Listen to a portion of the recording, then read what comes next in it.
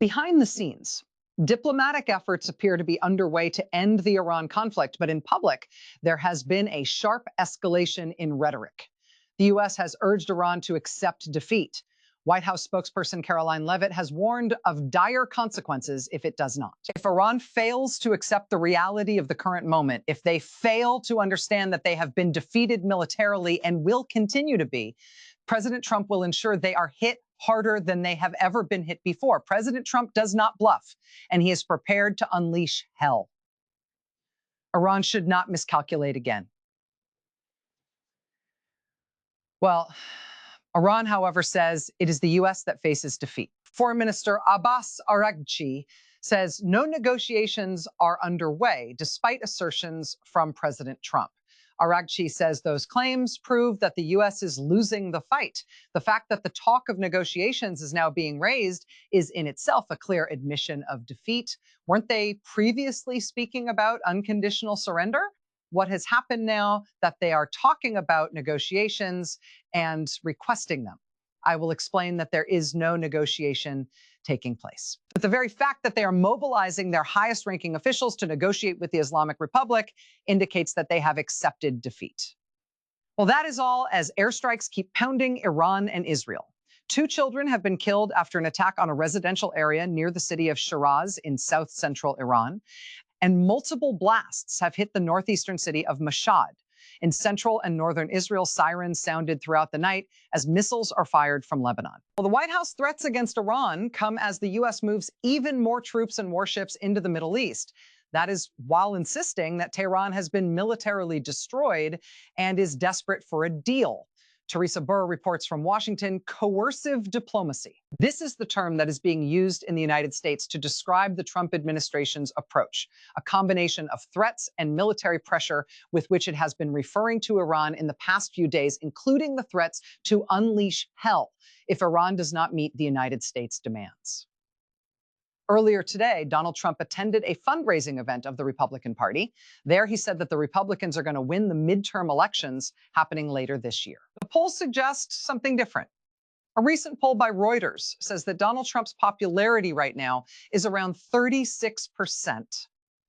And the main reason cited is the war in Iran. The price of oil and the price of gas in this country has gone up around $1 since this war started. In that event, Donald Trump again spoke about Iran. He said that the United States is winning the war, and this is what he had to say: "We are winning so big." Nobody has ever seen anything like what we are doing in the Middle East with Iran. And they are negotiating, by the way, and they want to make a deal so badly, but they are afraid to say it because they figure they will be killed by their own people. They are also afraid they will be killed by us. There has never been a head of a country that wanted that job less than being the head of Iran. So as the Trump administration continues to say that there are negotiations underway about this plan that has been presented to Iran, the U.S. government continues to send troops to the Middle East. For the past few days, we've been covering how Marines are being sent to the region, 2,500 from California with 3 warships. These are special operations forces. And now we are hearing that the 82nd Airborne Division will be deployed too. This is a rapid response unit that has the capacity to be deployed to the Middle East in about 24 hours, involved in special operations. And there is lots of speculation about what they are going to be doing there. Some are saying that they could be involved in operations on Karg Island. This has been referred to by Donald Trump as the jewel of the crown, the place where Iran exports most of its oil. It would be an extremely difficult operation, mostly because it would mean that U.S. forces would probably engage directly with Iran. And this is highly unpopular here in the United States. It is called putting boots on the ground. So certainly we are seeing the Trump administration increasing the rhetoric, also deploying more troops, while saying that there are negotiations on the way. But many people here in the United States want to know how long this war is going to last. Al Jazeera, Washington. Well, Zain Basravi is standing by to bring us the latest from Dubai. But first, let us go to Taher Asadi. He is in the Iranian capital, Tehran. Taher, so Iran's foreign minister, Abbas Araghchi, has been very clear, hasn't he, that there are no talks underway with the US. So, what more have officials been saying about this US 15-point plan? Well, actually, this is not the first time that we hear from Iran that it is not engaged in a negotiation with the United States, and they are pointing to at least three contextual elements. First, the complexity of the situation. Second, the very fact that there is this cloud of deep mistrust between Iran and the United States, particularly when it comes to Tehran's perspective regarding approaching the United States for any negotiations, as they have it on the record that 2 times in the past 9 months they were involved in negotiations when all of a sudden they faced a campaign of airstrikes by the Americans and Israelis. And of course, third, they are saying that any negotiation is going to be conditioned upon a cessation of the airstrikes that are targeting Iranian territories now on what appears to be a daily or even hourly basis. And speaking of the plan that you mentioned, the 15-point plan, we have got a diplomatic source telling Al Jazeera previously that Iran has received it, but the source called it extremely maximalist and, quote, unreasonable. This is the initial reaction from the Iranian side to this proposal. And now they are saying that if necessary, they are preparing a detailed account of Iran's position to be delivered to the mediator as a sort of formal response. But there is still no confirmation that this detailed response has been delivered to the mediator. And of course, that source also told us that it is not a beautiful proposal, even on paper, despite the other side from time to time changing the goalposts. Iran remains steadfast when it comes to its positions. They know what they want, and they know what they will reject. So the Iranian perception and understanding regarding the trajectory of talks is quite pragmatic, and right now they do not see much of a positive signal when it comes to the possibility of getting engaged in diplomatic affairs. Yeah. Meanwhile, Tahrir, US and Israeli airstrikes continue across Iran. Tell us what has been happening. Well, indeed, in different cities, including Shiraz, where, as you mentioned, 2 children were killed, and in other cities such as Lamard, where an airport was targeted, and also in Isfahan. We know that airstrikes continue, and over the past few days, we have witnessed the heavier bombardment of cities, specifically the industrial areas of Isfahan, have been heavily targeted. Also, we know that in Karaj, a city located very close to Tehran in the western parts of the capital, sounds of massive explosions were reported overnight. And of course, in Bandar Abbas, one of the important cities in the southern parts of Iran, attacks and airstrikes were reported over the past 24 hours. In Mashhad, one of the holy cities of the country, we know that explosions have been taking place over the past day or two. And of course, in Taybad, a city located in the border areas between Iran and Afghanistan, assaults have also been happening over the past day or two. All in all, we know that more than 200 cities across the country have been targeted since the commencement of this campaign of airstrikes by the Americans and Israelis.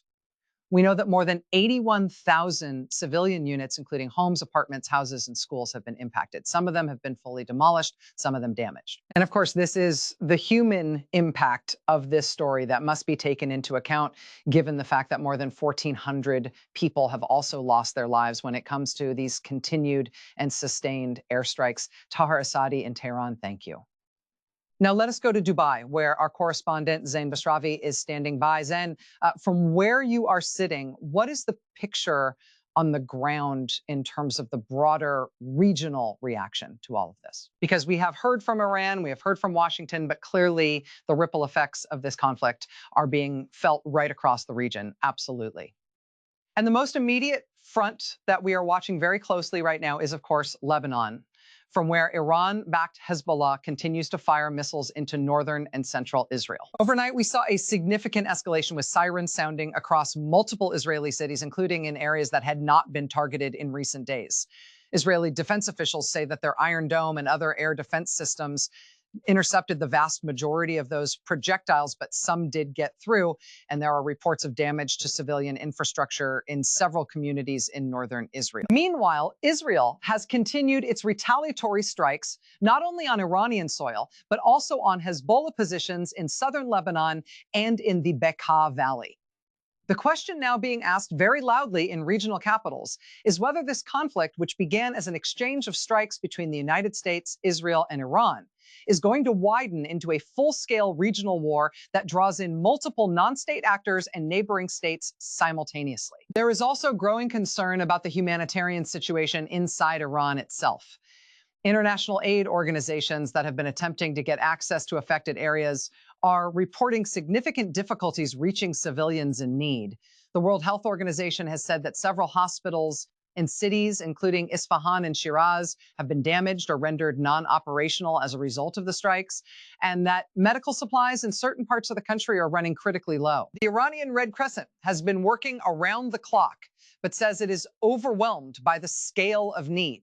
They are calling on the international community, including countries that are not directly party to this conflict, to open humanitarian corridors and to pressure both the United States and Israel to allow safe passage of medical aid and essential supplies.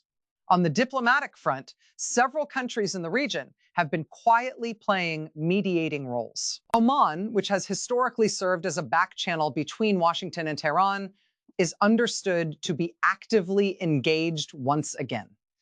Qatari officials have also been in contact with both sides, and Turkey has offered to host formal talks if and when both parties agree to come to the table. But as we have heard from both Washington and Tehran today, the two sides cannot even agree on whether talks are actually happening at all, let alone on what the terms of any potential agreement might look like. That fundamental disagreement about basic facts is itself a major obstacle to any meaningful progress. Iran insists there are no negotiations. The United States insists there are. And until that gap is bridged, the prospect of a diplomatic breakthrough remains distant. Back here in the Gulf, there is significant anxiety among the Arab states about the economic consequences of a prolonged conflict. Oil markets have been volatile, with prices swinging sharply on every new development. Several Gulf Cooperation Council members are watching very carefully how events unfold, particularly given their geographical proximity to Iran and their deep economic interests in regional stability. The Strait of Hormuz, through which a significant portion of the world's oil supply passes, has become a focal point of concern. There have been no incidents there yet, but military planners and shipping companies are openly discussing contingency plans in the event that Iran decides to use the strait as leverage. Zain Basravi in Dubai, thank you very much indeed. And as this conflict enters what many analysts are now calling a critical phase, the central question remains the same one it has been since the very first strikes were launched. Is there a diplomatic off-ramp available to both sides? And if so, does either side have the political will to take it? For the United States, the domestic political pressure is real and growing. For Iran, the calculus is equally complex. A leadership that cannot appear to capitulate under fire, yet that is also watching its cities, its infrastructure, and its people bear the devastating cost of a war it says it did not start. The coming days will be decisive. Al Jazeera will continue to bring you live coverage from Tehran, Washington, Dubai, and Jerusalem as this story develops. Stay with us.